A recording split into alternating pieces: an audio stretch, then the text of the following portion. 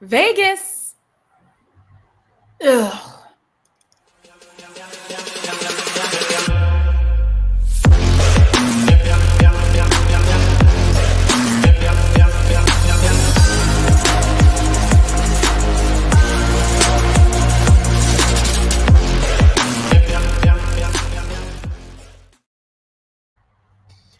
Woo, man, that was loud on my ears. Had to move the headphones away. But hello, and welcome to Pardon Me Addicts, the only lumberjack basketball podcast on the market.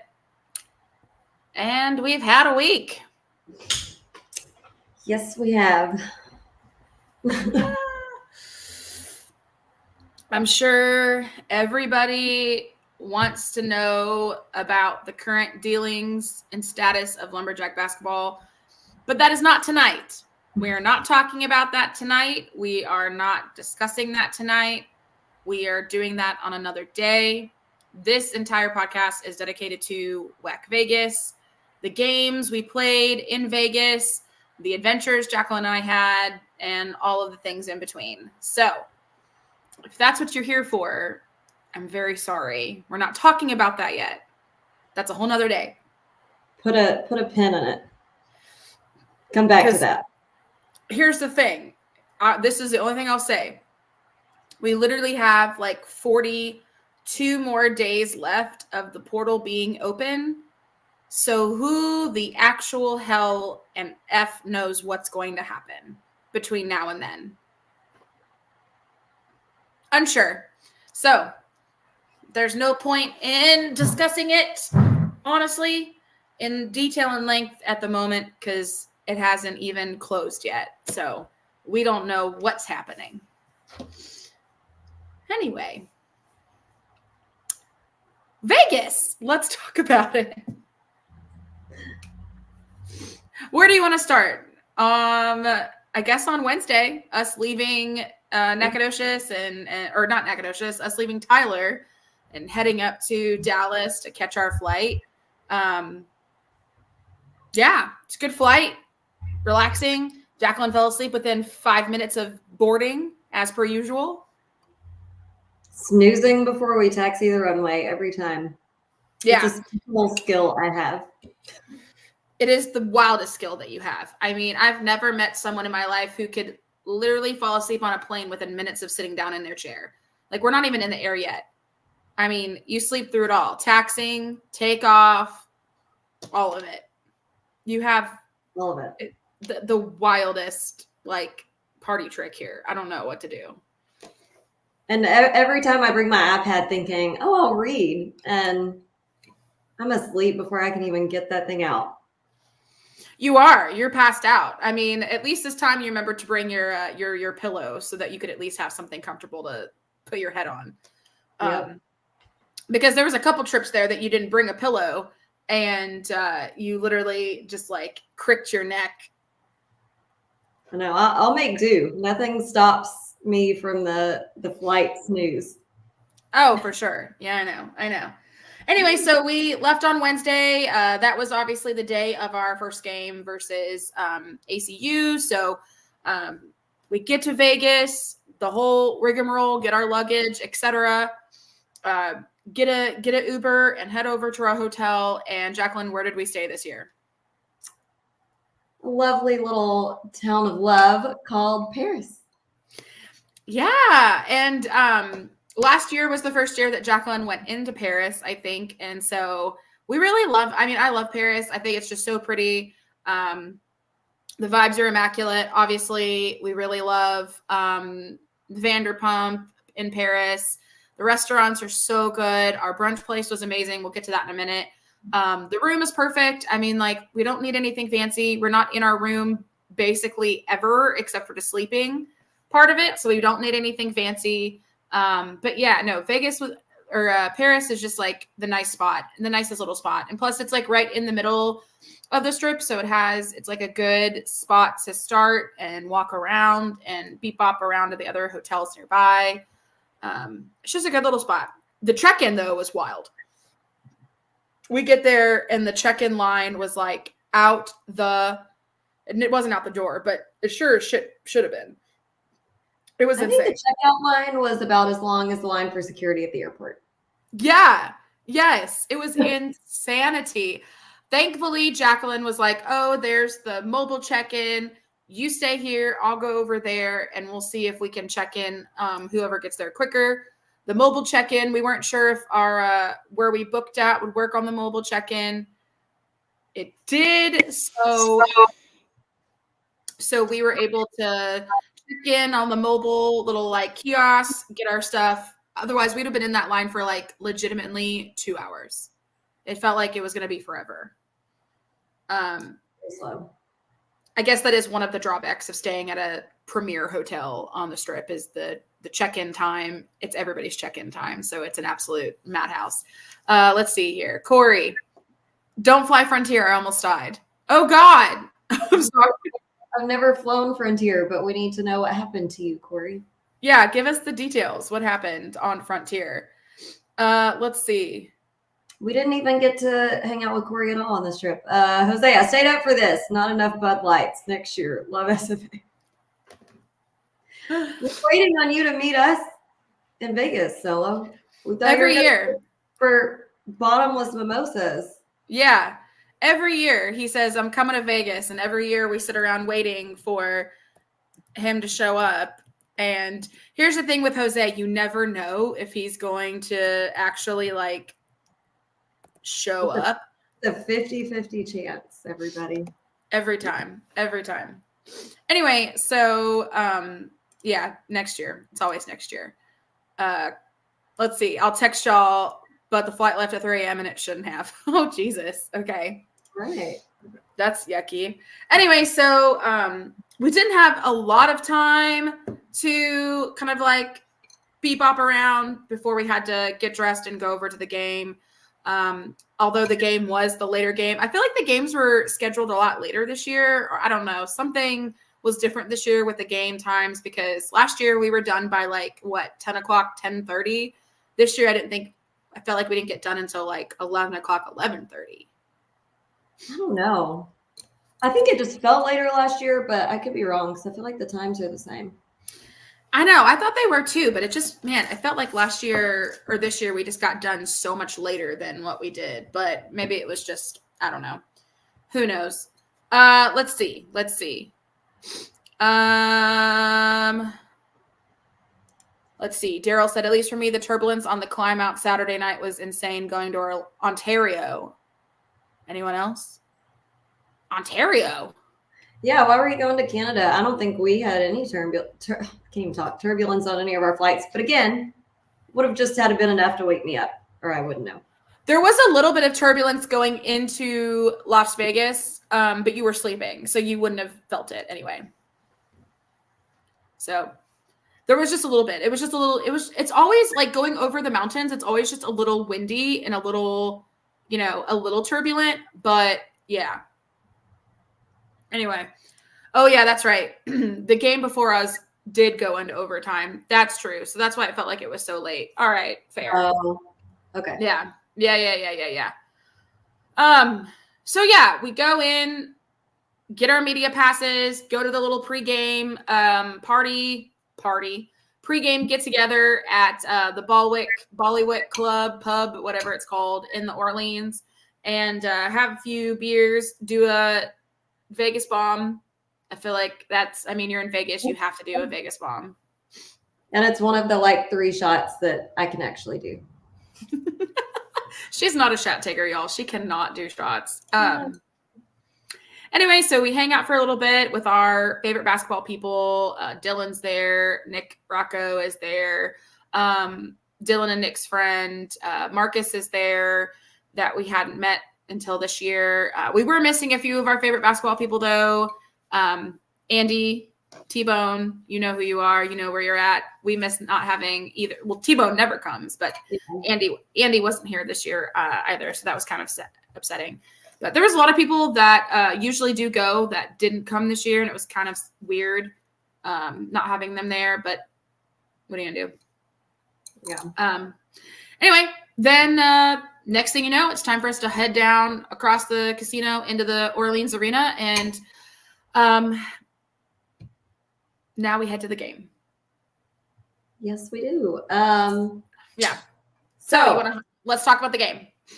Yes. So the first game, Wednesday night, it was us. We were number 6 in the bracket playing number 7, Abilene Christian. Let's see. So background info. I know y'all heard this probably just a month ago, but background info with ACU, we have 26 wins and 15 losses going into that game. Our last matchup, we did lose at home by 1, 63-62 in February. The largest margin of victory we've had over ACU was 97-62. That was in 2016, and the smallest was by 1 point in 2019. For this game, our starting lineup, same as the last few since AJ returned. We had Trell, Matt, AJ, Jalil, and Nana.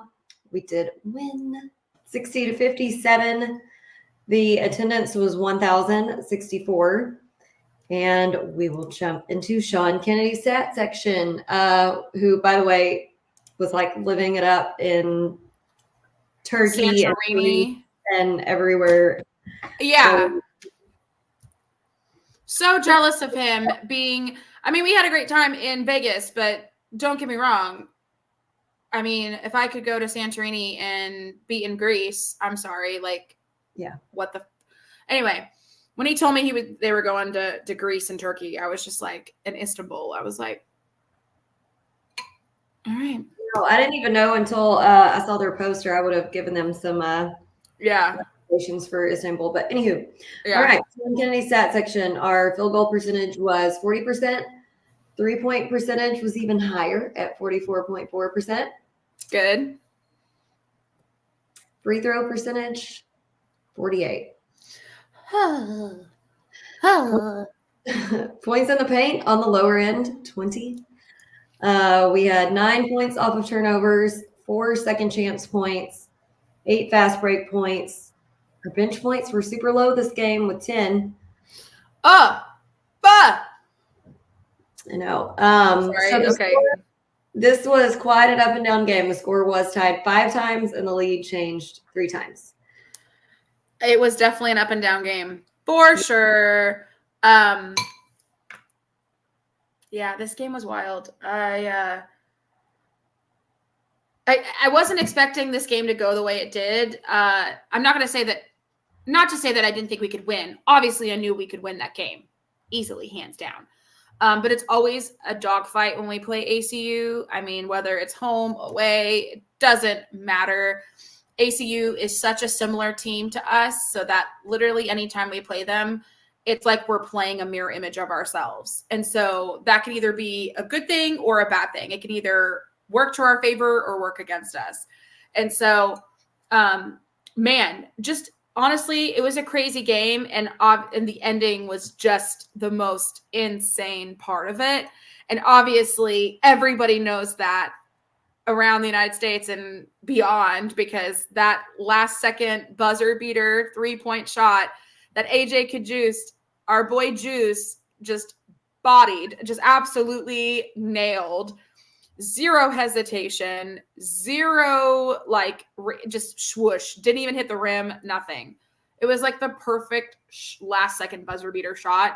And it was the shot heard around the world because literally it was so late at night. On the East Coast, everybody was already in bed. And so it didn't really start making the rounds until, I mean, it was making the rounds, but it wasn't really starting to pick up steam until super late at night and then the next morning. Yeah. It was that'll be our number 1 feed of streak, but we got more stats. No, I know. I was just saying, crazy. So total rebounds, we had 25. They had 37. Mm-hmm. We had 4 offensive boards, only 4, and 21 defensive boards. We had 24 fouls, 13 turnovers. They had 22. We had 10 steals and 3 blocks. So our game leaders, we had 3 that were right there beside each other, but then I added in 2 more because they had some really good rebounds. So we have Trell leading the way on points, 17 points, 3 assists, 2 steals, 2 rebounds. We had Matt with 13 points, 4 rebounds, 3 3 steals, 2 assists. We had AJ with 12 points, 1 rebound, 1 assist, 1 steal. Jaleel had 7 points, 5 rebounds, 2 assists, 2 blocks, 1 steal. And then we had CC leading the way on rebounds. He had 6 points, 8 rebounds, 2 assists. It did not list a block for him on the stats, and I'm real confused by that. Yeah, I saw that, and I am confused as well because we know for damn sure that he had at least one. I guess they're not counting that as a technical block, but I don't know what else you call it. I don't know either. Anywho. I don't know. Anyway, I know. I jumped the gun on talking about AJ, but Jesus, I couldn't help it. So, player of the game, I have to split it between 2, and I'm sure you'll agree. I mean, Trell was keeping us in there the whole time, most points, multiple assists, steals, rebounds, all that. But AJ coming in hot with that buzzer beater.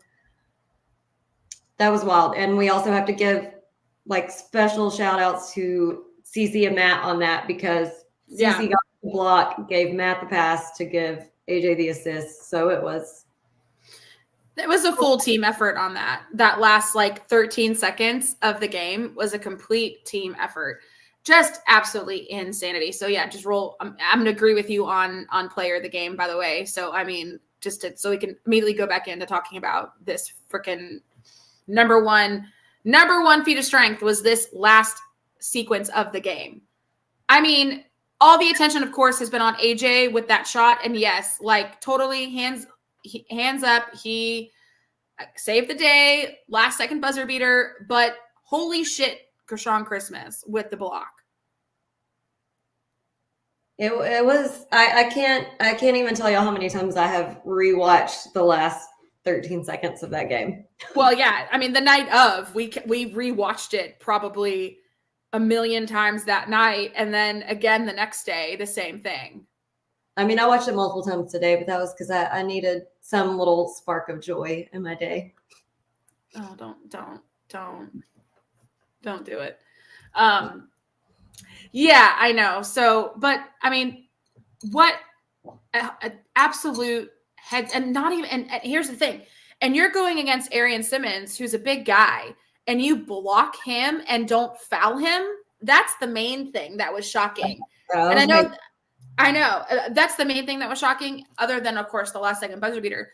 And then, of course, there's a controversy that people are saying that CC's foot was potentially out of bounds. I don't know.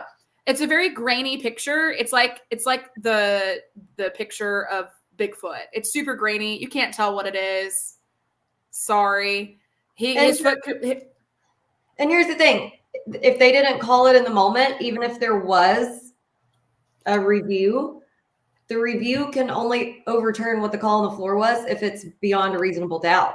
So, yeah. For anyone questioning whether or not the block is reviewable, it would only have been reviewable if they blew the whistle to stop play. Thanks. That's what I'm saying. Like, they didn't call anything. So they didn't call anything. They review is if they call something, and then the review's only going to overturn the call on the floor if it's beyond a reasonable doubt. So exactly. I know, because I saw people complaining about that. And I saw, of course, people saying, about the whole foot thing being out of bounds. And again, it was a blurry screenshot. Like, I'm sorry, you're not going to be able to tell if his foot is out of bounds or not. It could be hovering. It could be out of bounds. Who knows? But it wasn't called in the moment. So sorry about you. Yeah. That is all that matters. Okay, so what did they say, Daryl? Daryl says one of the observers was in the seat next to me on Friday, so I asked, did he think it was inbounds or not? Yeah. Not that it matters. I mean, not that exactly. Not that it matters, but just again, the heads up play by CC to get down there, put his body on the line. I mean, he blocked the ball. I don't know why they didn't add that as a block on his stats, but he blocked the ball, got it back, tossed it to Matt, and Matt immediately tosses it down to AJ and literally catch and shoot, zero hesitation. I just can't. I mean, if you guys watch it back, which I'm sure you can easily find the clip, if you zoom in and we shared it on our page as well. But like, if you zoom in to the first row behind the bench, obviously all the boys are freaking out, but then you see Jacqueline and I behind the team losing our minds as well. I mean, yeah, I rewatched it multiple times today whenever I rewatched the game, and it's hilarious if you zoom in on us. Alex is wearing a purple shirt. I'm wearing like a gray baseball with purple sleeves. When the ball is in the air from AJ shot, we're both like, and then when he makes it, Alex is doing like the Kevin from Home Alone, and I go straight down to my knees and come back up, and I'm grabbing Alex on one side and Jalil's mom on the other side, and we're losing our minds. Oh yeah, I mean, Jacqueline almost yanked me down to the ground. That's how hard she fell. She fell to her knees. Legitimately, it felt exactly how it felt whenever we last second tipped it in versus Duke. Like, that's the kind of like absolute joy and thrill and elation that we felt when we were at the Duke game. We both fell to our knees at the Duke game. Like, that was a given. And then that game, it was just because it was such a hotly contested game. And also it was our first postseason WAC tournament victory. Yeah. And the fact that I'm even saying that is wild to say, because that's just, you know what I mean? We're so used to being, you know, when we were in the Southland, we were so used to being top dogs, number one, always winning the postseason tournament, or at least always being there in the final game. And I mean, for it to be our third trip to WACVegas, and that is our first postseason WACVegas win, is wild. Yeah, first game we've ever won in Vegas at the tournament in 3 years. Mm-hmm. And it was a brand new thing, because even at the end of the game, we were going to stand on the end of the court the guys came in on to hugs, high fives, whatever after the game. Mm-hmm. And then they go exit to the other end. So when Alex and I went in the press conference room, I was like, why'd they exit on the other end? And they're like, oh, well, they won. So they went down to that hallway to put their name on the next round of the bracket. And I'm like, oh, well, we haven't won before, so didn't know that. We were unaware. We were totally ignorant to the fact that, oh, you actually do that when you win. Got it. Noted. Missed that memo completely. Anyway, so it was just a wild and crazy night after that. I mean, we were just so hyped up on adrenaline. And I mean, and the guys in the press conference post game were just absolutely elated. A complete 180 from what it was last year during the post game presser, because last year it was Keller, Trell, and Nigel, and it was the most emotional, like, 10 minutes of our lives. I haven't cried that much in sports in so long, but watching Nigel and Trell like bawling was the worst. And then as they're leaving off the presser, we went over and gave them hugs, and we're like, wow, what a difference from last year. I'd prefer this rather than crying our eyes out. Don't you, Trell? He goes, oh yeah. I mean, it was just it was a crazy night, crazy win. The fact that it was on frickin' the Today Show was wild. I know. Yeah, just all the clicks and impressions that little game gave us was, it's free. It's free, baby. It's free, baby. It's free, baby. And you can't really beat it. Like, you know, that's free marketing, and it does wonders for the external team at SFA to get stuff like that trending and viral. So love to see it. Obviously there were other good moments of the game. I know Jacqueline rewatched it today, so she probably has some more notes to discuss. So go ahead, girl. I do. I have a few. Okay, let's go through our game leaders. All the cats want to be up here now. Oh boy. All right. So Trell, multiple beautiful threes. One he literally shot from the logo. They even replayed it and showed him standing in the logo. It was wild. Disgusting. Yeah. So probably second feat of strength of the game. Trell hit his 1,000 points, career 1,000 points in this game. He did. He did. Let's see. He had, I mean, some really great fast breaks as always. He took a great charge, like I swear he does at least once a game. Mm-hmm. Okay, next on the game leaders, Matt. Matt played great this game. He really did. I mean, he always does. But let's see. I think he had no, he only had 1-3. Just kidding. But he was aggressive from the start. There were at least 3 times that he drove in and got the foul on the shot and got the 2 free throws. Yeah, he was also. The first 2 times he made both free throws. The third time he only missed 1. I think the 4th time he missed both. Yeah, he had a pretty decent free throw percentage. I mean, he was 6 of 9, so he had a lot of free throws.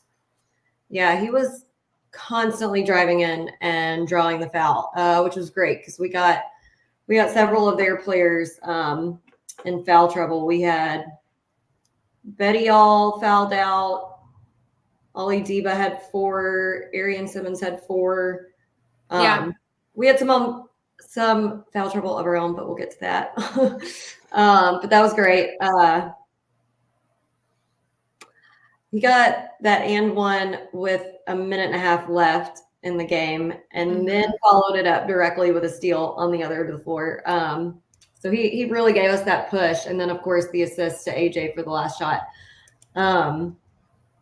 Already talked about AJ. Let's see. Okay, Jalil played great this game also. Multiple dunks. We love to see that. Absolutely. We love when Jalil makes a 3-pointer. Love to see it. That game was very exciting, especially since we were sitting beside his mom. We got to tell her how much we love when he makes a 3. And when I watched it back today, they did mention that he is over 40% from the 3-point line. And they also mentioned that he is one of the, I don't know what number because they didn't say, but they said one of the best offensive rebounders in the country. So, love to hear that. That's fantastic. Yay, Jalil, for that. His journey from last year to this year has been outstanding. So love to hear it. Incredible. Yeah. CC, of course, the block of Arian Simmons at the end has to be the top of his list. But he had multiple putbacks this game, and I listed him on the game leaders because of his rebounds. He had 8 rebounds, the most on the team, and his flying rebounds are just every time he gets a rebound, he comes from like nowhere, just soaring in. Right. Let's see. A few small other notes. So Jelani had the first bucket of the game, which was amazing. And I do want to say he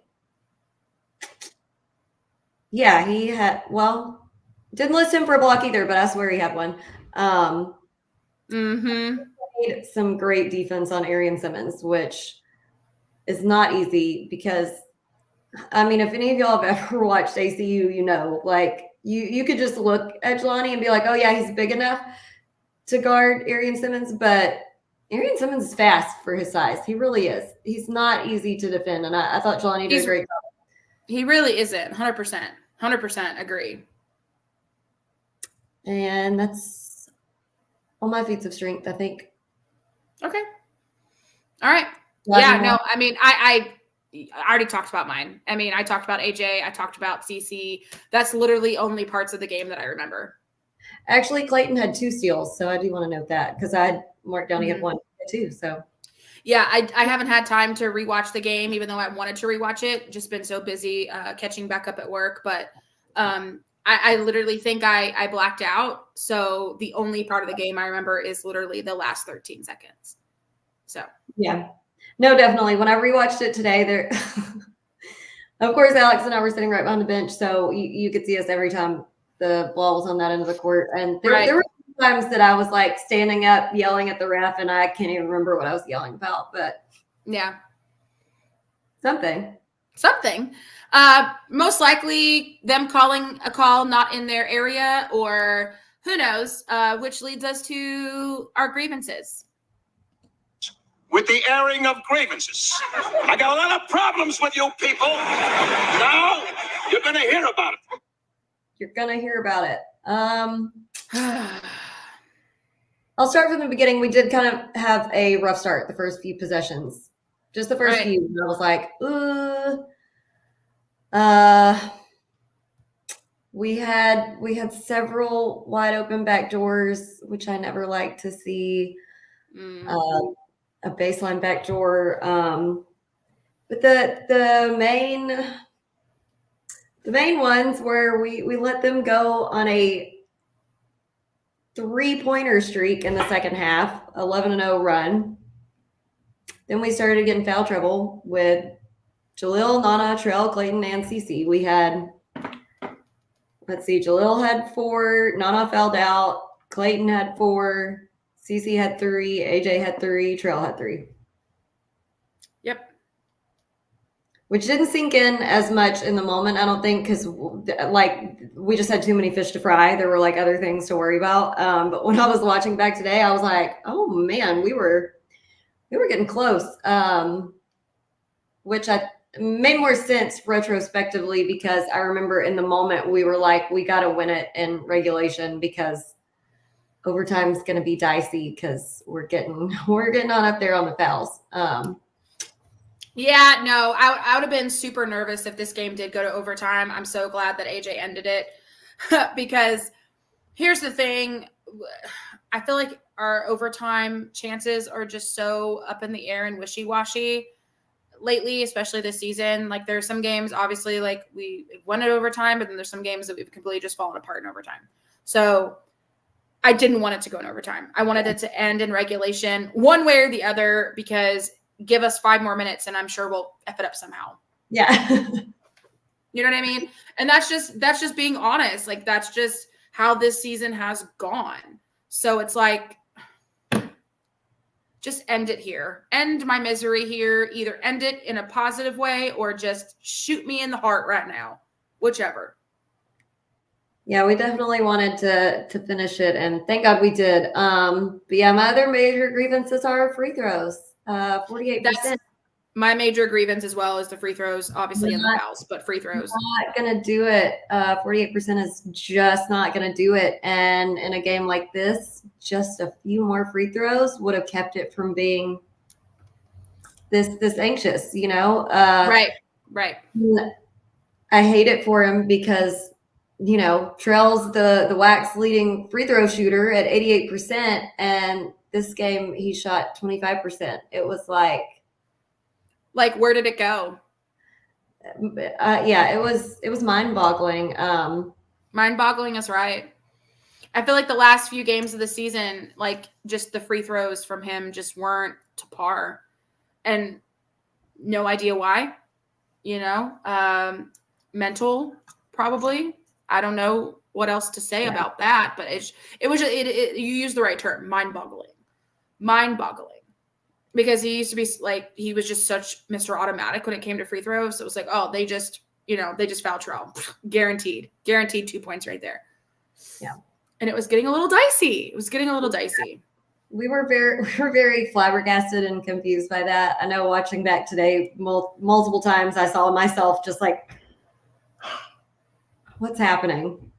Yeah. What's happening? Yeah. The other thing that was just really flat, just absolutely mind-boggling to me too was, and again, everybody knows how much we love Nana.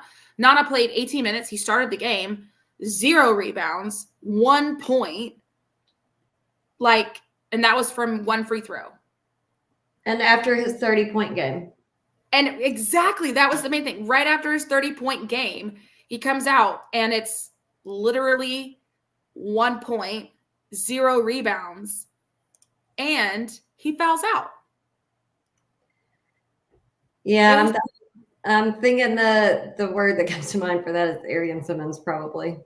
Oh, I mean, I'm sure that definitely had a major part in it, but holy moly! And then that was another thing too. I mean, JaLllll did play great where he was in, but he only scored 7 points as well. I mean, they knew where to stop us in the paint, and that shows because we only had 10 or 9. 20 points. I'm sorry, I read the wrong one. Which is a lot lower than what we normally get in the paint. It's about half of what we would ideally like. Exactly. So that was another one that was a little mind-boggling. anyway, those were my main ones, was just the free throws and the fouls. Same. Yeah, those were the main things that were a little wild.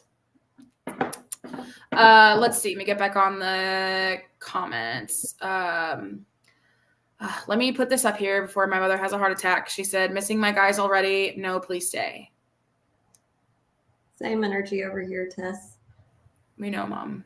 We're sad. And the pain is real. Now the pain is even more extreme. Yeah. Yes, it is. Yeah, I know. Yeah. I'm not going to talk about it. Moving on. Moving on. A last funny note on this game. Our friend Jason Gound got very overexcited at the end and ran out onto the court. And this poor little security man just was not moving fast enough. Not at all. Close. That was the funniest thing. And about halfway over, I guess, he realized he wasn't supposed to be there. So he came back. But it was hilarious. That was so funny. I zoomed in on that part of the video and sent it to my parents because they know him from church. And we were laughing so hard. I mean, he was like running out there. That was the funniest thing. Like, zero, he couldn't care less about the fact that he should not be on the court. He hightailed it from one side of the court to the other, was jumping up and down. Oh, that was just the funniest thing. So funny. He was so excited. Yeah. Didn't even cross his mind. He was just ready to Exactly. Yeah, exactly. Which also brings me to the funny other little side story before we get to the next game is then the next day watching the girls' game in press row, watching Baby Bishop on the sidelines of the court was just a treat. An absolute treat. If anybody doesn't know, Leonard has, I think, 3 kids? Maybe 4? I think. Anyway. The video of it is on SFA Women's Basketball social. Yeah. So if you haven't seen this video, go to SFA Women's Basketball, Twitter, social media, and go and find this video of Minnie Bishop. So it's Len's kid, his son, which his name is also Leonard, by the way. He's literally on the sidelines on the court, not on the team side, but across the court where the VIPs have their passes. And he's standing and he is jumping up and down, cheering so hard. And the funniest part is the fact that he's at all the practices. He knows the plays. He knows what the girls are doing and what they should be doing and not doing. So he's sitting and down, yelling out the plays and like where they should move on his side of the court. So that was the funniest part too. And then the second time was, I don't know if it was either a good block or a good 3, or we got up to a run. And GCU hadn't scored anything. Some moment in the game where it called a timeout, and this boy is jumping up and down and like jumping onto the court, and he gets in trouble from his mother, and he has to go and sit off the court because he was jumping onto the court. So he gets in trouble and basically gets put in timeout. Well, I think Wally called Nick in the box and made him go down there and was like, I need you to get him off the court for a few minutes till he calms down before we get in trouble. It was the cutest thing. It was so cute. It just reminds me so much of not reminds me, but when the kids are supporting their parents in stuff like that, like it's the cutest thing. And they're so into it. Oh my God. Len's family is so supportive of it, and I love it. And freaking Baby Bishop is just the funniest little kid, man. Yeah. He's wild. Why? Because it was even funnier. That was Thursdays. Friday's game was even funnier from Baby Bishop. But he was on the other side of the court, so we couldn't see him. But every time we did something on Friday's game, I would kind of look over, and he's just jumping up and down doing the same thing. But the best part of the girls' game, the best part was at the very end when the buzzer goes off. And this is the video we're talking about that is on the Twitter. Literally, Len, Baby Bishop, is jumping up and down, screaming, starts walking over to the sidelines, rips off his media or his pass, throws it onto the ground, and is just like charging off the court to go. He throws his little pass off his neck and throws it, chunks it onto the court. It's the best video. I want that video to go viral. I want that video to hit USA, or not USA Today, but the Today Show, because that is the funniest little video. That's great. March Madness to a T. Like the elation, the thrill of victory, and then the agony of defeat. Like that is the definition of March Madness. And we definitely felt that on Friday or Thursday. Sorry. Yeah. Yeah. We did. It was great. Also, the guys were at the ladies' games during this tournament and the crowd each time. Yep, they were very overexcitedly cheering for them. And that was awesome to see. The Thursday game, Alex and I went up and sat with them and cheered for the ladies for a little while at the end. So that was fun. It was very cute. They were so supportive of the girls, which I love to see as well. I mean, why not? If you're there, you might as well come. What else are you doing? Honestly, come and support the ladies. And they did. They were back there cheering, yelling defense. Anytime the girls hit a three, you could just see AJ and the boys just hitting them threes in the air. Like it was a very, very nice moment to see them cheering on their friends. Being very, very supportive. They weren't just like, I'm just here so I don't get fined. Like they were. Yeah. Right. They weren't just like bumps on logs. They were actually cheering and being super supportive. So that was nice. So next day after the game, I mean, we are just so emotionally like spent and tired. We go and have a few drinks that night and go basically then like hit the sack because it's so late. We're so tired. The next morning, wake up, we go to brunch at Alexa's downstairs in our hotel with Nick Rocco. And let me tell you what, that was a time. 2 words. That was like the bottomless mimosas you missed out on, Jose. Bottomless mimosas. Literally. It was amazing. Bottomless mimosas for literally 2 hours for $30. Two thumbs way up.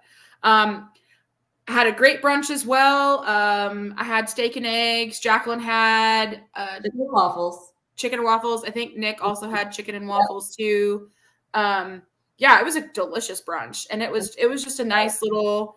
It was just really nice to like sit and eat and drink and be merry. Be merry. Yeah, it was nice. It was nice. We were still riding the high of the night before and excited to go and watch the girls. And we basically just hung out there at that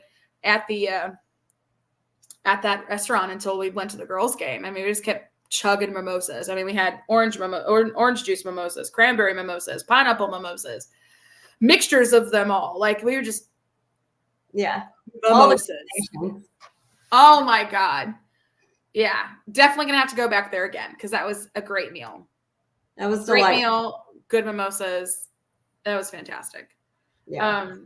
Like I said, we pretty much hung out there until we had to Uber over to the girls' game because the girls' game was at 2, I think. So we basically hung out there for a few hours and then went over for the girls' game. And then watched the girls' game, like we said. Watched baby Bishop freak out and lose his mind, and watched the girls beat GCU, which was they played a great game there. Really proud of them on that victory.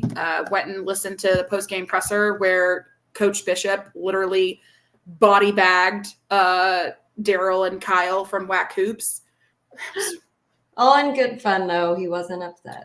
Yeah. All in good fun. Just being petty and hilarious. But post-game pressers can either be like real fun or real depressing. So that one was a good one.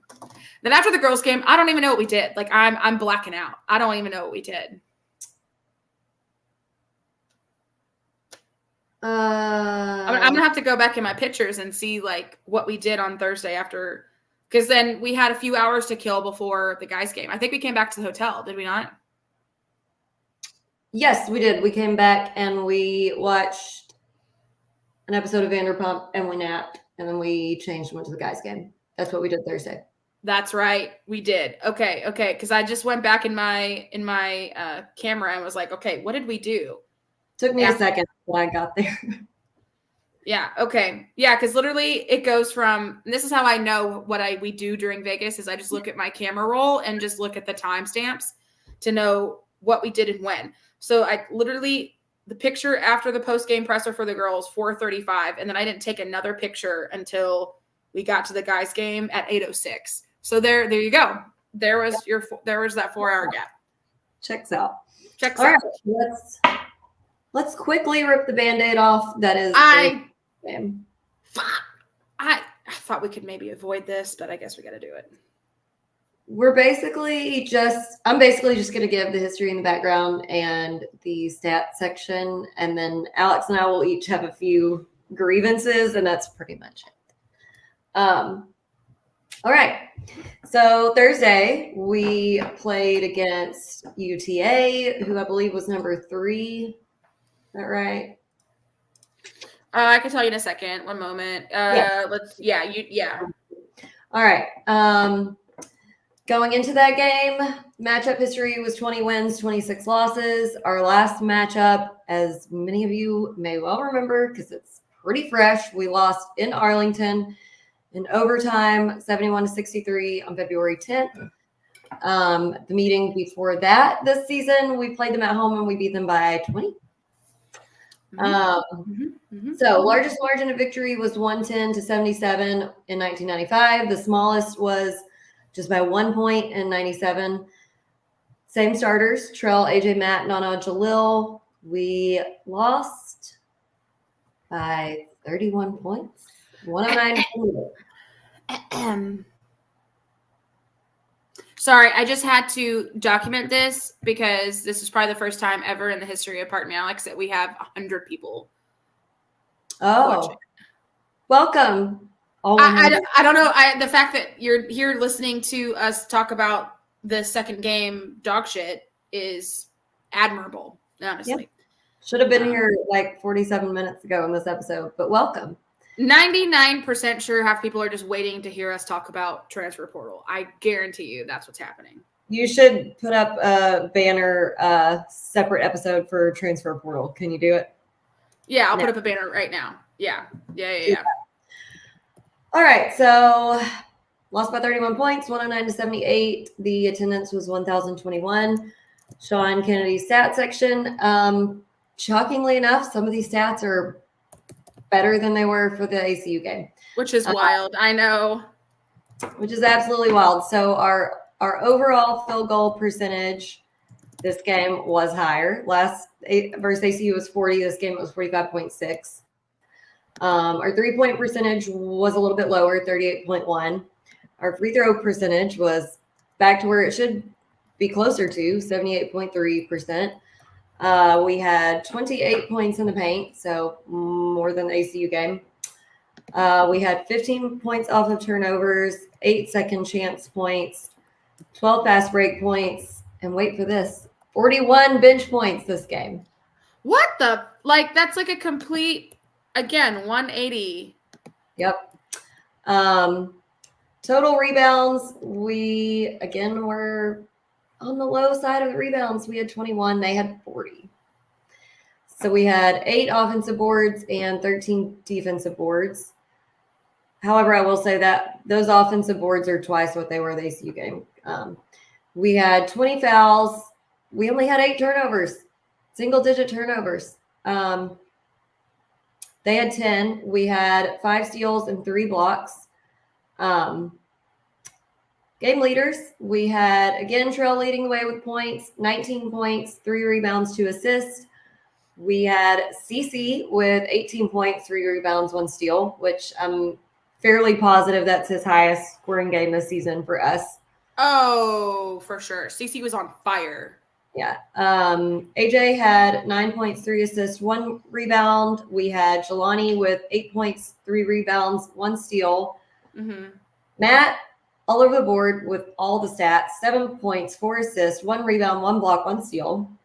He was all over the place too. And we got Miles in there with 6 points and 2 rebounds.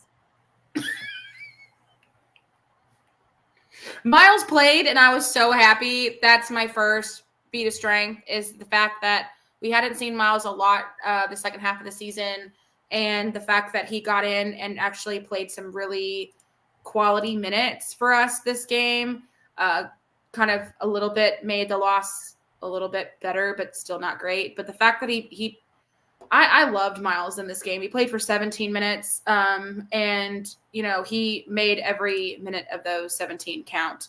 Agree. Yeah. So I have something to say, but I'm gonna have to wait till we're done with this part, because the text group is going off right now, and it's not about the portal. So it's like breaking whack. Yeah, and I know you saw it. Breaking whack news. Anyway, so yeah, love seeing Miles in this game. Obviously, we wanted to see more of him all season, but we had a lot more guys playing in this game. Way more people off the bench came in, which was great. Obviously, I think part of the reason is just because we were getting our asses handed to us, and it was like, why the fuck not? Put him in. Why not? So anyway, positives. All the people that got into play, good. Other positives, CC's great game, 18 points. Love to see it. Love that for him. And I love that Miles finally got the minutes to give us points and rebounds, because I agree.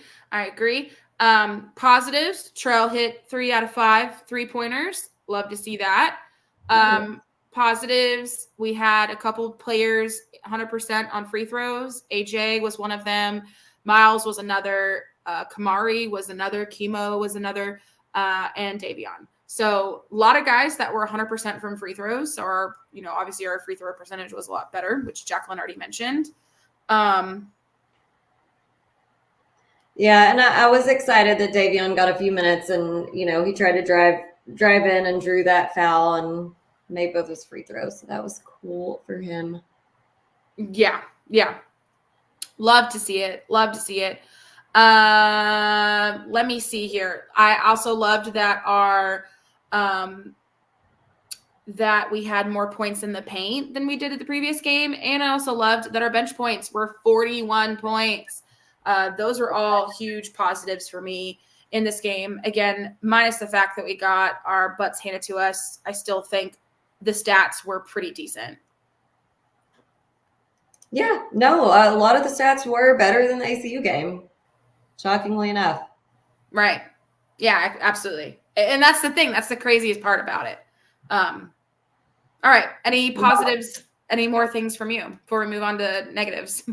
No, let's go for it, because I don't have many, but I'm going to point out the main one that outweighs. Frank! Hi, Frank. Frank, we miss you already. We love you, man. Thank you for coming and spending your one last year with us. We so appreciate it. It was you play. It was worth it. If all we had from you was 1 year, man, what a year it was. And damn, we love you, dude. We can't wait to see what you do. Can't wait to see what you do with your career, with your life. Like, we'll be watching and following it and supporting all till the end of time. Like, you're a stand-up guy, great teammate, super big supporter of us, which we love. And honestly, like, just a hell of a dude. It's just funny how life works out. The fact that, you know, last year around the same time, we were literally doing this to you. we were grievancing and hating on you, but this year, obviously, tables have turned. And watching purple and watching I know. All turned around. It did. And damn it, we love you, Frank, so much, dude. Like, such a cool dude. You're so funny. You have so much energy. Best hair ever, too. Like, love it. Great energy. Love it. On the court and with your teammates and with the fans and everybody. Absolutely. I mean, he easily could have came in and been like, whatever, I'm only here for a year. Like, not be engaged and not being engaged with the fans or the community or the players and just be like, I'm here so I don't get fined, like you said before. Yeah. Oh, and he gave us purple hearts. We love you. I'm not good at doing you know what it is. Yeah, well, like that. I'm not good at doing it. I don't know. It's okay. Yeah, we love you, Frank. Love, love, love. Anyway, so yeah, back to. All right. I'm glad we got that little segue before this segment. With the airing of grievances. A lot of problems with you people. Now you're going to hear about it. Mostly all of my problems are with UTA, but I'm going to point out all of my problems are UTA. The one thing that was relevant to us not winning this game is that like I just said, a lot of our stats were better than the ACU game, and we end up losing by 31. How, you ask? When the other team makes 19 3-pointers. That's how. Not much you can do about that. 19 3-pointers? 19. It's crazy because they made 19 3-pointers, but yet their 3-point percentage was 40. Like, they attempted 40. 40! Yeah, but 47.5% on 3-pointer, that's pretty darn high. No, it's pretty high, but I'm just saying the fact that, it could have been worse. Oh, yeah. It could have been much worse. But, oh my God. Yeah, all of my grievances. Obviously, we played decently, but all of my grievances have to do with UTA. I'm so glad. I am so glad that they lost to GCU. Mark me on that. Mark me on that. I will never cheer for GCU except for in this moment. 100%. Never planned all season long to be cheering for GCU to win that championship game, but never. As soon as we were out of it, Saturday night came and we were like, GCU all the way, baby. And now you know why. Everybody knows why now, because they saw it with their own two eyes. It wasn't just us being like, well, they're a bunch of, a-holes, like their coach is an a-hole. They are just so. Yeah, if anyone's wondering, if you're out of the loop, you're confused, don't know what we're referring to, go watch the last 2 minutes of the GCU versus UTA championship game, and you'll see why we did not wish them well. No. Because they were and here's the thing, they are like that. Their players and their coaches every single game. That was not a one-time isolated incident. They are like that every single game. You can go back and listen to both of our UTA episodes and hear about it then. And yeah, they ended the game with, first of all, they could have only lost. They were within, we're not even talking about our game now, but just quick tidbit. They were within 4 points. They ended up starting to have to foul. Could have lost by only 10. But instead, they can dish it out, but they can't take it. And they got all pissy because the other team stole the ball and dunked it. This wasn't a blowout. No. Y'all were blowing us out by 30 points, and you were still raining threes all over the place, but we didn't get butthurt about it. Thank you. I'm so glad you said that, because I was going to say it. So, yeah, they dunked the ball. It was a 10-point game. It wasn't like some big blowout. It's like they were rubbing it in your face. One of their players got a flagrant technical for literally body checking the dude who dunked.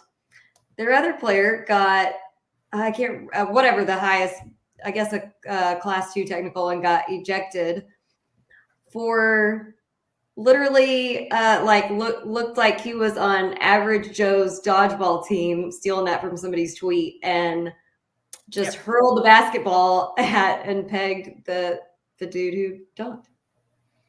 Yep. And then they ended up losing by 14 because GCU hit all 4 of those free throws. You knew they would. Yep.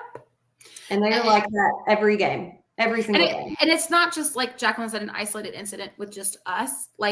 They did the same thing versus GCU when they played them there. They did the same thing in other schools as well. This isn't just an us problem. And so I don't appreciate and or respect a team that it starts with the coach, first of all. The coach is the leader. The coach is the model of how you're supposed to behave.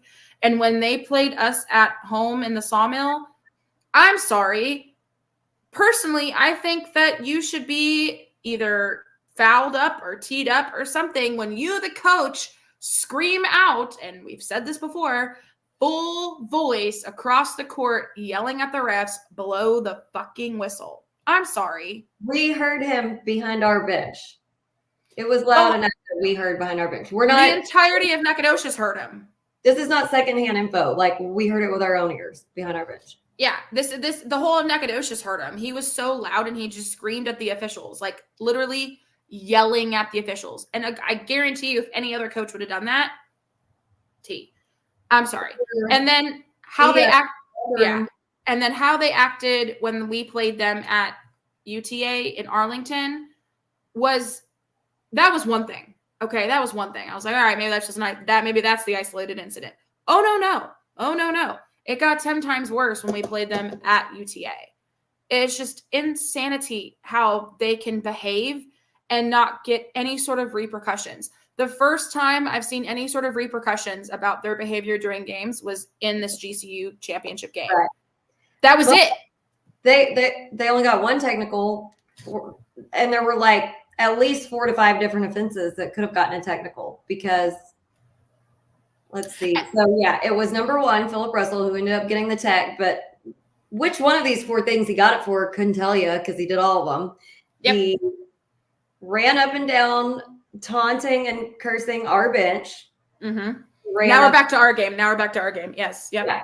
Ran up and down, cursing and taunting our boosters sitting on the court. Mm-hmm. Cussed at the refs. Yep. Cussed at our other fans after, well, I guess towards the end of the game and then after the game, because apparently after the game, once they went in the hallway to put their name on the bracket, they had to come all the way back out to like taunt our team and wave bye and be tacky and all these other things. I mean, act like you've been there before. That's what everybody says in athletics and in sports and everything. Like, if you're winning, act like you've been that before. And I'm sorry, the way that they acted was just so juvenile. So juvenile. And again, it starts with the coach. And everybody might think that he is just a stand-up gentleman and a stand-up guy and a good coach. I'm sorry. Look at his resume. He's been at like 25 different schools within the past like 5 years. And that is what I said whenever we saw some UTA fans on Twitter, like tweeting in his defense and saying something about next season. And I'm like, honey, you think he's going to be back next season? Have you checked his resume? He's everywhere for 1 year. Maybe. He's a flip-flop bird. Piecing out of UTA as we speak. And here's the thing, like, if that coach and that program was so like good and tight knit, I don't think that they would have multiple guys leaving, including the freshman of the year or whatever it was. Well, and my other point about all this shit talking, in addition to what you said, act like you've been there before, Melvin Karma will catch them. It caught him. It caught him. Because we asked GCU so humbly, said, can you please humble them? Can you please shut them up? And they finally did. Thank you, GCU. Appreciate you, playa. But yeah, my other point on that, and pretty sure if you watch Last Dance, MJ said this on one of those episodes, it's really easy to talk shit when you're ahead. Talk shit at the beginning of the game when it's 0-0. Like, let's see the shit talking then. And they don't ever talk shit until they're winning by 31. Mm-hmm. Mm-hmm.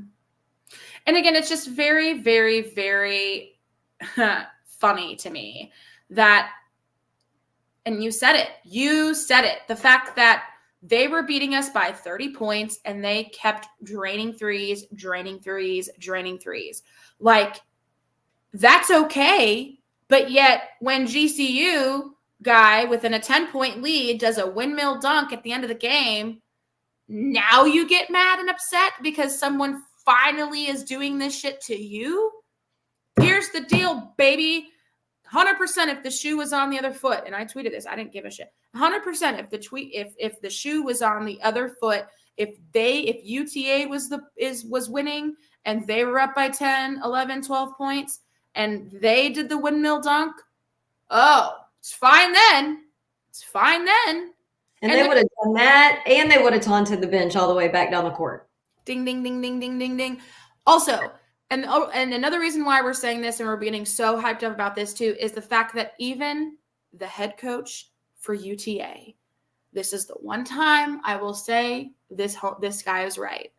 During the post-game presser, they even asked him what his thoughts were on the end-of-game windmill dunk. He said, I don't mind it.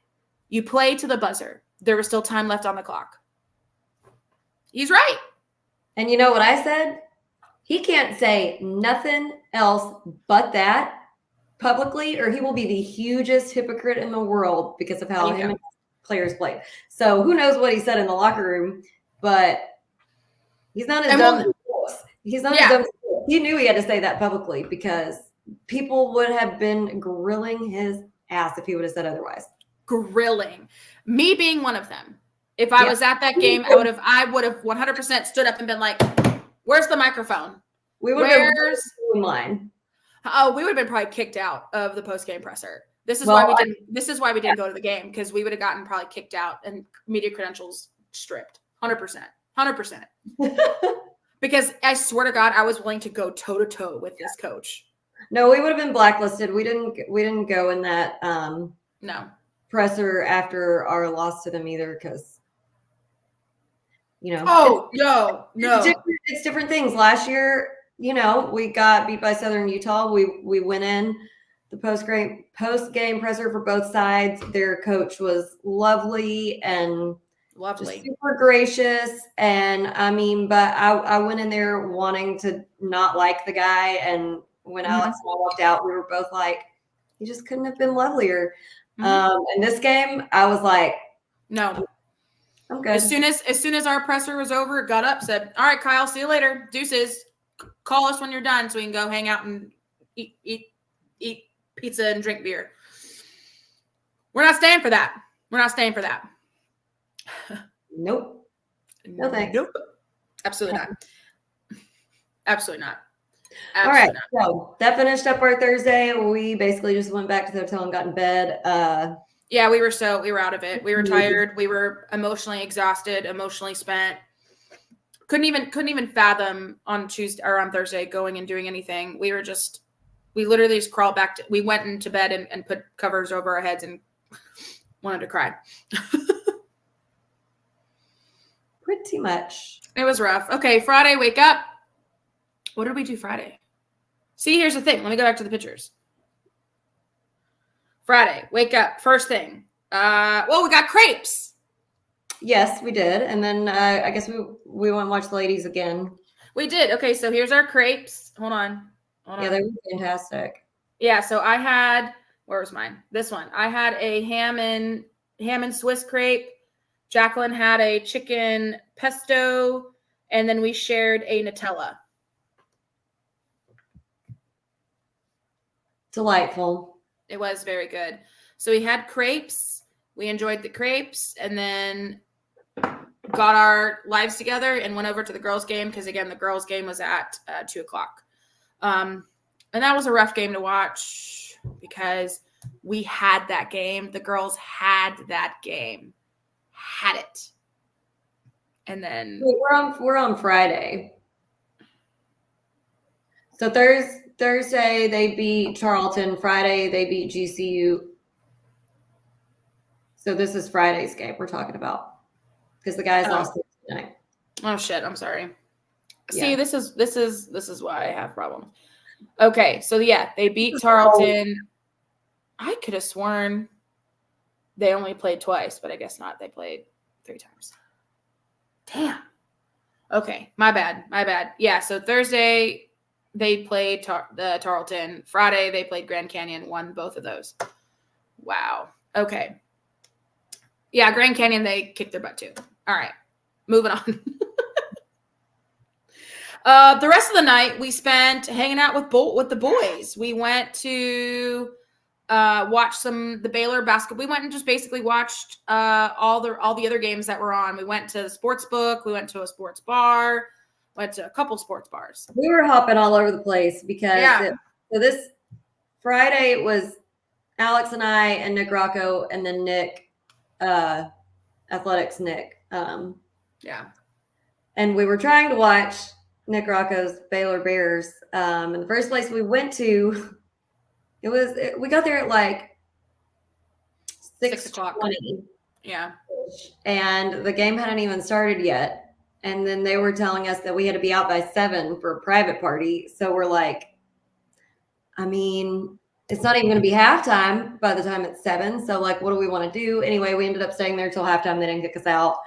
We left and went to the sports book. Yes. Finished at Paris. Yeah. We were bebopping all over the place. We were, and then went to Beer Park upstairs at Paris, had some beverages, had some food. It was, let's see, it was at what time this was? This was at 9:26 at night. I legitimately felt like it was midnight already. It wasn't. Yeah. This was the longest day for us because we woke up early and then literally we're up until all hours of the night. But like, I'm sorry, this is the best picture you will ever see in y'all. This guy comes over when we're at Beer Park. Y'all. He comes and takes our picture. And we are multiple drinks deep at this point. Multiple. I mean, I was good. Like, I feel like I was the most solid one and looked the drunkest in the picture. That's fair. Okay, fine. Me and Nick were multiple drinks deep at this point. And I kid you not, he comes back with this picture. And I said, I don't care how much it is. I'm buying it. I don't care how much it is. I was giggling for literally 45 minutes. This picture is just the funniest thing to me because I think it's mainly because Jacqueline hates it so much. I was like, we do not want that picture. She's like, I'll buy it. I want it. I buy it. I want it so much. Like, look at it. Look at it. Look at it. It's the best thing in the world. Oh, I loved it so much. He goes, all right, $30. I said, here's cash. Take it. Take it. Take my money. It's just going to be put into a slot machine and lost anyway. So here, take my $30 for this stupid picture. Loved it. Yeah, we did that. Then we went back to Orleans, hung out with Nick for a little bit. We're waiting on Matt to fly in Friday night to watch the ladies Saturday morning. Then we went and met up with Kyle and John. And if you know, you know, that's a little throwback in memoriam to a little incident in Cayman's. Okay, yes. So then we went and had pizza at Giordano's, and it was amazing. Delicious. I'm trying to find the little picture of the cheese. Yeah. Oh, here we go. Look at that. Yeah, look at that. Look at that. Oh my God, it's like the cheesiest goodness. Oh my God. Oh, here's. Oh. There you go. So good. It was so good. Yeah. So then that was. Let's see. What time did I take that video? That was at 12:57. We're eating pizza at literally 1:00 in the morning. Yeah, I was about to say because it was about midnight when we got there, and it takes them like 45 minutes to cook the deep dish. So yeah, it hungry. Woo! I know. Okay. Let's see. Then that was Friday. Saturday we wake up because the ladies played at like 10:30. Yeah, which is wild. Like championship was game 10:30. Yeah. Dumb. Anyway, but yeah, so we headed on over to the Orleans and which is sad. Yeah, that was the game that we had it and then we had it and then lost it. That was that was rough because CBU is such a good team and I know that. CBU women's are so good. They're so good. And the fact that we had that game, we had them on the ropes, we had that game. And then a couple possessions later, just, got the wind out of our sails and lost it. And that was so rough to watch. I felt really, it was so sad. I felt so bad for the girls. They didn't even, the only person that came into the post-game presser was Len. I felt so bad for them, Yeah. We did. But amazing. Daryl, that was for our friends at ESPN. You get a chance to get your final on a main network. You take it. That's the 10:30 tip. I get it. It doesn't make it any less rough to get to, especially in Vegas. 10:30 tip, But yeah, very sad loss for our ladies. But do want to take a moment to say, great first head coaching season for Lynn, and we're super proud of him and all the girls. Absolutely. They were counted out. They were not expected to do as well as they did this season, post, preseason polls and all these different things and whatever. And that's fine. Len was a first-year head coach, lost a bunch of their main shooters and main players. Again, we get it. But I just love the fact that, we proved a lot of people wrong for the women's basketball team. And Len is such a fantastic guy. I know we were all so lost and sad whenever Coach Kellogg left, but as soon as they announced Len was taking over, that's who everybody wanted, though. That's who everybody wanted.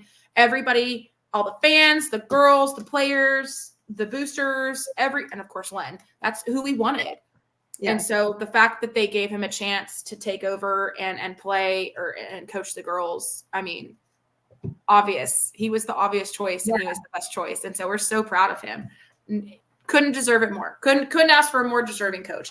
He's the epitome of what a good leader looks like. So most definitely, you can definitely see the chemistry between the girls and Lynn, and they really respect him and respond to him, and for sure, great coach for them. Absolutely, 100%. So very, very, very proud of them, and they'll be back. Zero doubt they will be back in the final for WACVegas, and then hopefully go into the dance next year, because they're just, especially if they don't lose anybody, damn, they're good. They're good. They're good. We got a couple seniors in there, but other than that, they're good, man. So anyway, after the girls' game was over, again, I got to reference my pictures. We hop into a Uber and immediately go start gallivanting around, because we have it's noon. Oh yeah. I gotta twist my arm. Hold on. So we start gallivanting around because it's noon. We have half the day to go and do stuff. And so on our list was our yearly tattoos. Hold on, where's it at? There we go. So Scotty's very confused by what I'm doing here. It's okay. So here's our yearly tattoo. Jacqueline, explain it. Catch flights, not feelings. That's exactly right. So it's a little airplane with a little heart.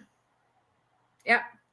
So catch flights. We love to travel. Yeah. So it's a double meaning, obviously. Yes. Catch flights, not feelings, but mainly because we love to travel, and we travel together all the time, mainly for basketball. So it just seemed right. And it was $10. So literally in and out. It is boom, boom. Definitely at the itchy stage today. I don't know about you. I'm okay, actually. So that Mad Rabbit stuff I have for tattoos works like a dream. And it really helps with itching and all of that stuff. I don't think ever since I started using that for my newest tattoos, all my I barely have an itchy phase. You'll have to send me the link. I haven't been but it has been very itchy night and today. I haven't. Honestly, I've forgotten it's there. It doesn't itch at all. I find it really funny that this, although I posted, if anybody sends me $100, I'll do this. So it's the blindfold tattoos they have at the tattoo parlor. You pick 3 subjects, they draw it, we blindfold you, and then you get the tattoo. But I didn't even read the bottom part. It's only Tuesday, Wednesdays, and Thursdays. Yeah. So I couldn't have. I knew nobody was gonna I figured nobody would do it. So a couple people said they would have chipped in $5. I'm like, all right, well, I only need 90 more, you know. Gonna take several of you guys. Oh, I know. But anyway, it was really fun. So here's a picture of Jacqueline getting her with her little tat afterwards. Look at her. Cutie. Adorable. And then we have a little selfie outside the tattoo parlor. Because we go to the first tattoo parlor because there's like 5 or 6 of them all around Vegas because they're popular $10 tattoo, like tourist traps. Like, I get it. We went to the first one. It was on Las Vegas Boulevard. And I was like, yeah, why not? We'll see. Go to this one. It was packed. So we're like, all right, plan B. Let's go to one off strip, which was the best idea because there was like barely anybody there. So yeah. Note to self, next year, just immediately go to the off strip one. Don't even try the strip one. Let's see. And then after that, we go back to the room, relax, hang out, because we had a very, very, very nice dinner reservation planned for like 8:00 at Caesars at Amalfi by Bobby Flay. So we went back to the room, relaxed a little bit, took a snooze, kind of chilled, and then got up, got dressed, and went to Bobby Flay's amazing restaurant in Caesars Amalfi. So good. It wasn't what I expected. It was very different because their menu was like more so recommended to do it as like a family style where you order dishes and plates and then share. So that was really interesting. It was amazing. So we each had a fun little drink. Here's Jacqueline's fun little drink. Okay. Good. Yep. Here's mine. Oh, crap. There we go. Yep. There we go. Yep. And then we decided to share pasta rags, which was very good. But see, like, that's how big the pasta portion was. So our waiter was trying to explain it like the pasta isn't like your normal pasta that you'd get like at a normal Italian restaurant. Like, it's a very small portion. And I'm like how small? Like, how small are we talking? So it's a good thing that he explained all of this to us, because if I would have ordered that for my main, I would have been fucking pissed. But we got several things. So we got an appetizer burrata. Yep, here it is. I got a picture. Don't worry. That was very good. Very good. So we had pasta rags. We had the that. Here's Jacqueline's little pasta she ordered. Orecchiette. Yeah, I'll post all these. So don't worry, people. I'll post them. And then she had an absolute hard-on for these green beans. Those green beans were so good. Whatever that sauce that they drizzled on top, and then they put some I think they were like little pieces of walnuts or something. Oh, it was so good. I will say it was pretty good. I will admit. And then I had for my main, which I gave Jacqueline a couple bites, was a chicken parm. Very good. It was massive. Now I understand why, like, they could have easily, why they said, hey, yeah, you could share it. And I'm like, all right, okay. And then I started eating and I was like, whew, I didn't even finish it. There was probably like this, maybe like this much left of it. I don't know, but I didn't finish it. And that's not like me. I usually finish my meals. You know, there's children starving in Africa. And then our dessert was a tiramisu with multiple layers of caramel. And now we finished that son of a bitch. I made sure because it was so good. So good. Look at this cute girl waiting for a taxi. Oh man. Anyway, so after dinner, we probably were at dinner for like at least 2 hours. It was a very nice dinner. I'm glad we did that one. Then afterwards, we had such an early morning that there was just no reason for us to go out gallivanting because we already done so much gallivanting the couple days before.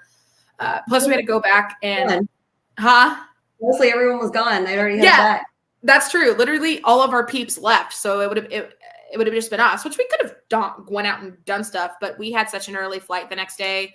We had to be at the airport by like 8:00, so we didn't want to be in absolute hungover messes waiting for an airplane. That would have been so uncomfortable. So plus we had to go back and pack and get our suitcases ready, and that was an ordeal. That probably took at least an hour and a half on my end for anyway. So yeah, and we both had to drive quite a bit once we got back too, because I drove us back to Tyler. Then Alex had to drive back to Knack. I basically had to do the same drive because I had to drive to Henderson to meet my parents to get my dog and then drive back.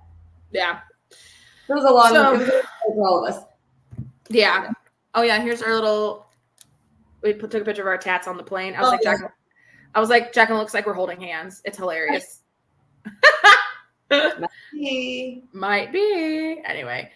So yeah, that in a nutshell. Oh, then here's our little picture with Kyle.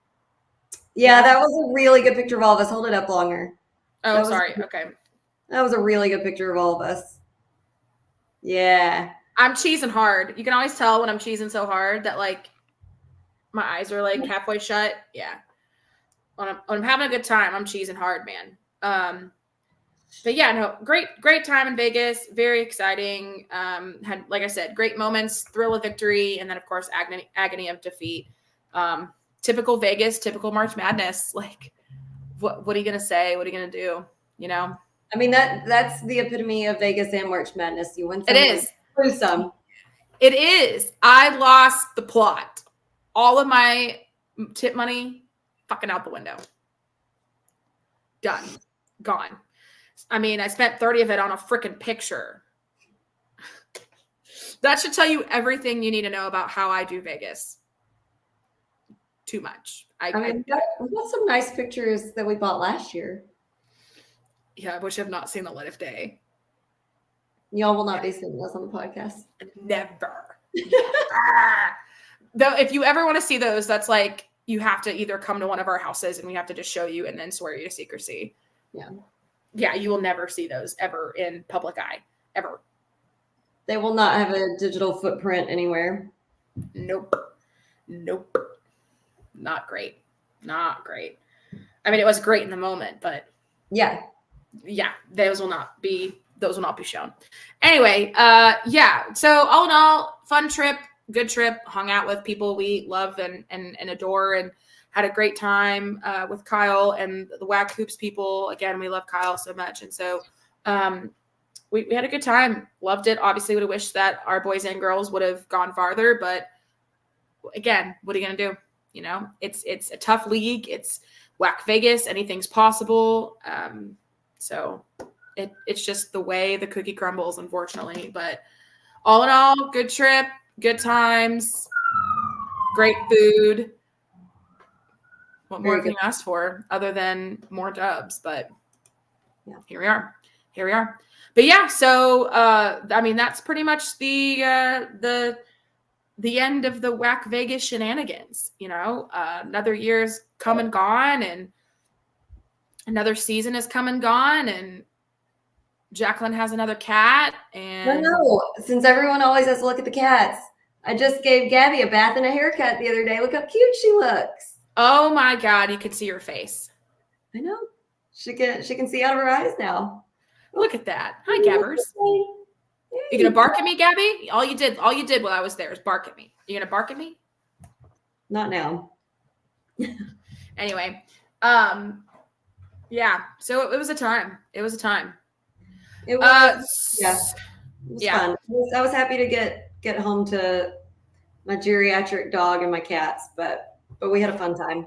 Yeah, here's just so people know, if anybody goes on a trip with Jacqueline, just be prepared for a few things. 1, she'll get hangry in 0.25 seconds.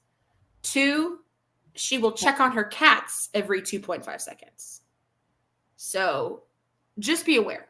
Just be aware. If you ever see her looking at her phone and talking into her phone, she's not cuckoo bananas. Like, not totally, but she's cuckoo bananas for these fucking cats. Well, my mom and dad keep Gabby, my little dog, but the cats stay at home and people come check on them. So I have to like peek in on them with my pet cam. Oh, she'll peek on them. All right. She'll go to her pet cam. Katya, Scotty. Scold them. Literally, she's yelling at them through her phone. However 1,000 miles away, 500, 700, 800 miles away. Get off the table, Katya. They ignore me just like they do when I'm here. It's just funny. It's just funny. Okay, last thing before we sign off for the night. we're in the middle of the podcast and our freaking basketball group chat goes off. Just nutballs. Apparently, sources are saying that UTRGV officials informed the WAC officials that they're leaving the WAC for the Southland Conference. A change that is expected for the 2024-2025 season. So they're getting the F out of the WAC.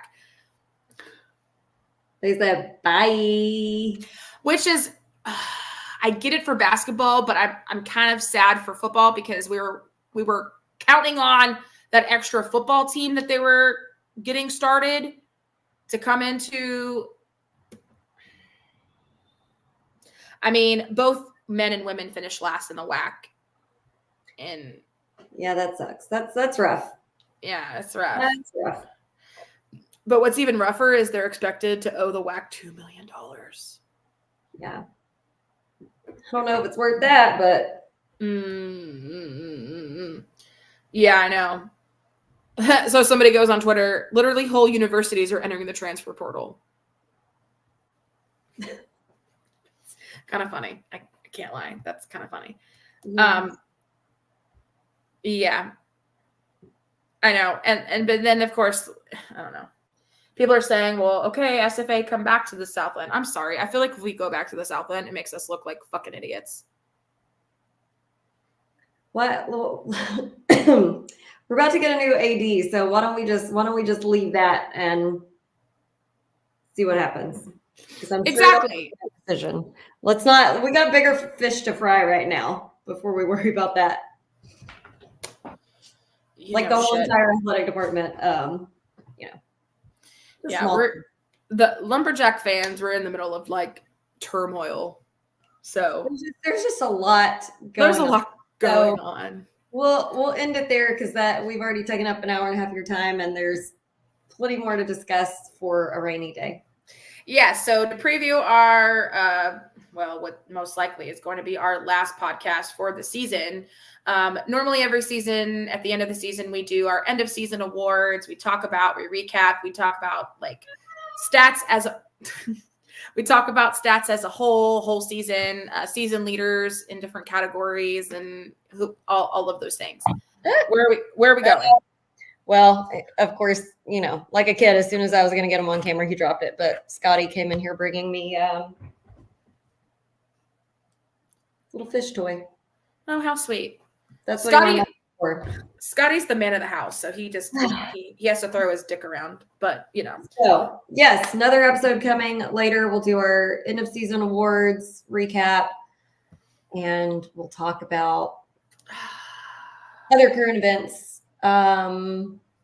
Yeah, so all 141 of you who are watching us currently, stick around for Sunday's podcast because yes, we will talk about the end of season stuff we normally talk about and what we know so far, which isn't much in terms of this portal madness that is occurring right now for basketball. So, yeah, that'll be on Sunday. Don't know what time, but probably Sunday afternoon because I have a Sunday night. I'm not going to say date. That's the wrong word. Event. There we go. Engagement. I am booked for a Sunday night engagement. But yeah, so that'll be on Sunday. So hopefully all 142 of you now come back on Sunday afternoon because we will be talking about our end of season stuff and the portal. Because obviously things are a little wild. Like I said, 42 more days left, wild, wild west, and I'm going to crawl in a hole until that 42 days is over. It's a fucking joke. Anyway, that is the end of the WACVegas episode of Pardon Me, Alex. I hope you enjoyed it. We had a shit ton of people listening, and it's absolutely insane. Yeah, we appreciate it. Go buy our merch. We'll try to add some new stuff soon, but it is the end of season, so yeah. I may add. Hopes has added designs for other sports, so we'll continue on that route during the off season so that you can. Yeah, I have a couple ideas in mind for baseball already, so I think I may add a baseball one and softball one on there. So if I have it with, there's any lumberjack, baseball, softball, lady jack, whoever fans, then we're going to throw that on there. Hell, maybe I'll do a bowling one too. Let's get wild. I mean, only national champions. And then exactly. And then I have a couple ideas for non-sports related shirts. Real quick, one of them is a quote from one of our friends, our mutual friends. Last time they were at Bonita Creek with me, he goes, "Alex, you need to make a shirt that says balls deep in Bonita Creek." I said, that's perfect. I'm doing it. Can I ask who said it? Yeah. You want to take a guess? Was it hold on. Well, I don't think it was Brian, was it? No, but close. Devin. Yeah, there it is. All right. Yeah. I knew you'd get it, but yeah. I was thinking it sounds like a Dawson thing, but I thought that only Devin was with you last time and not Dawson. Yeah, it was Devin. It was Devin. Yeah, so I had said that's a fantastic shirt idea, and I'm definitely gonna make one. So be looking out for that shirt too. Anyway, okay, guys. Hope you have a wonderful night. It's been an hour and 36 minutes. It's 9:48. By the way, my clock on my watch will not reset, and it still is in Vegas time. It took forever to switch to Vegas time, and now it doesn't want to switch back. So for the last 3 days, almost 4, my watch has been on Vegas time, and it's absolutely wrecked my life up. That's like I'm in the middle of teaching, and I look down, and I'm like, "What the hell?" Like, wait a minute, what? This is not to have Android stuff because all my Apple stuff synced right up. Eat my shorts. Eat my shorts. All right. No, this watch is just so old. Like, I honestly probably need a new one. It's like one of the very first Fitbit like watches. So it probably needs to be updated. So that's on me. There is quick update for those watching the basketball tournament. First four, Colorado and Boise State are playing. What's the score? Hold on. They just took the damn score bug away. Hold on. Colorado's up 33-28. So, yay, March Madness.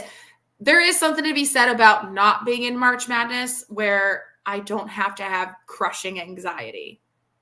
So I can just enjoy it now. That is true. That is true. So anyway, okay. That is the end. Hope you guys have a wonderful night. We had a great time in Vegas, and I hope next year more people come because win or lose, we booze. We booze. Why not? And why not? Exactly. We love you guys. Thank you for your support. And as always, Axe and Jacks. With Alex and Jax.